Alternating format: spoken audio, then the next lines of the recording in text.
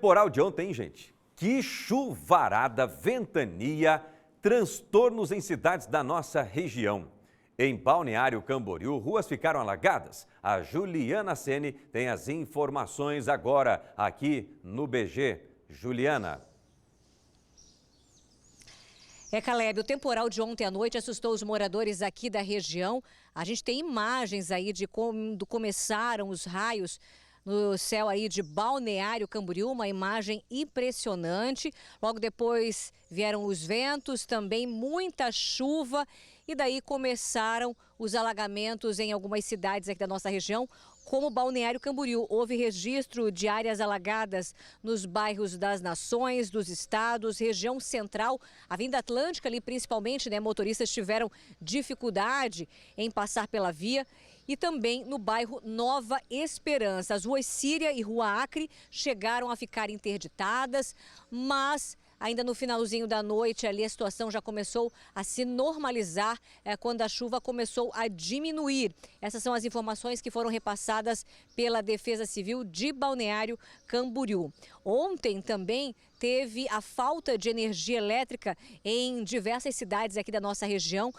Segundo a Celesc, a regional ficou bastante comprometida. Por volta das 9 horas da noite, a região de Itajaí foi atingida por uma tempestade com ventos fortes que causaram muita falta de energia elétrica, principalmente devido aos objetos que voaram sobre a rede elétrica.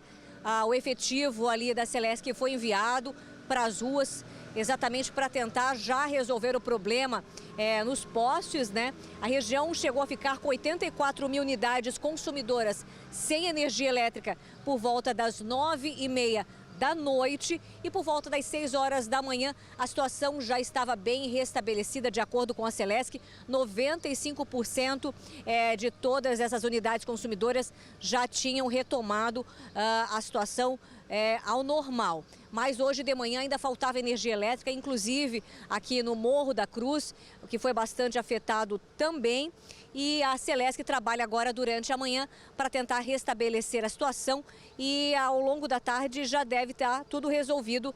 A situação mais grave foi em Balneário Camboriú, onde a bandeja de proteção de uma obra na Avenida Brasil caiu, danificando aí a rede elétrica, danificando 4 postes da rede elétrica, mas a situação por lá também foi resolvida.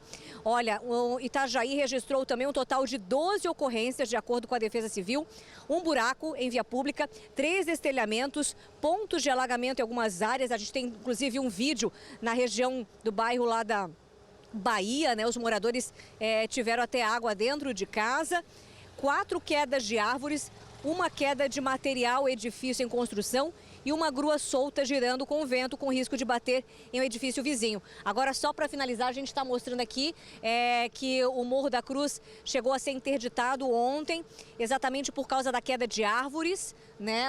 Os bombeiros estiveram no local logo depois de serem acionados pelos moradores e foram retiradas aí as árvores, os galhos. Agora o acesso já está liberado, já pode passar tranquilamente. Volto com você aí no estúdio. Muito obrigado, Juliana Ceni. As informações de ontem das centrais elétricas de Santa Catarina, na nossa região, mais de 84 mil pessoas ficaram sem energia. Dados atualizados agora do Pedro Paulo Molério, o Pedrão, que é o gerente regional da Celesc, afirmando que em Itajaí pelo menos 300 unidades consumidoras ainda sem energia, mas já buscando esta normalização, sendo que pela manhã chegava a mais de 1.500 residências sem energia por causa do temporal. Você lembra que ontem, aqui no BG, mostramos o caso de pessoas em situação de rua que desembarcaram em Balneário Camboriú, vindos de Curitiba. Bom, para falar sobre o posicionamento lá da Prefeitura de Curitiba, da Secretaria de Assistência Social, Arthur Bezerra chegando da nossa sucursal, nesse local onde, Arthur, haviam pessoas andando com as malas, puxando alguns desses moradores com as malas, inclusive aí na Avenida Atlântica. Relato esse que eu ouvi de pessoas que trabalham aí na orla de Balneário Camboriú.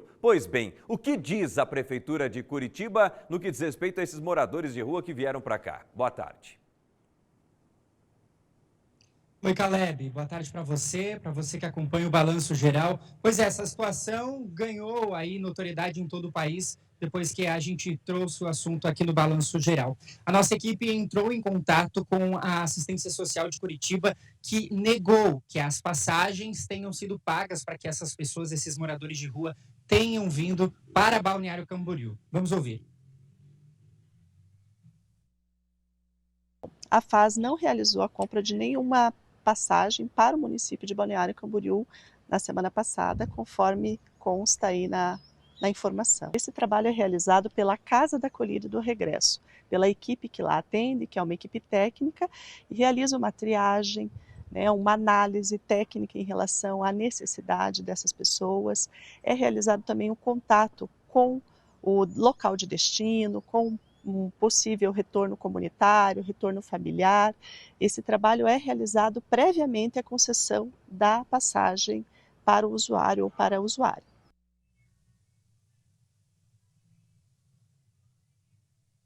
Agora, para a gente relembrar o caso, Calebre, as próprias pessoas que chegaram aqui em Balneário Camboriú, esses moradores de rua, afirmaram que as passagens foram compradas pela Prefeitura de Curitiba. Logo depois da denúncia, uma equipe de abordagem social foi até a rodoviária para fazer o flagrante. Antes de chegar até esse suposto grupo de pessoas em situação de rua que saía do ônibus por volta das 10 horas da noite de sexta-feira, os profissionais perceberam que esse grupo estava fugindo. E aí apenas um homem foi abordado. A suspeita é que o grupo teria sido enviado em um ônibus para Balneário Camboriú pela Prefeitura da cidade de Curitiba. O caso está sendo investigado pela Secretaria de Assistência Social aqui de Balneário Camboriú. A Cristina Barrichello, secretária de Inclusão Social aqui de Balneário Camboriú, informou pelas redes sociais que pelo tipo da passagem emitida, dá para perceber, dá para ter a informação de que ela foi paga por algum órgão municipal, mas ainda não tem essa confirmação.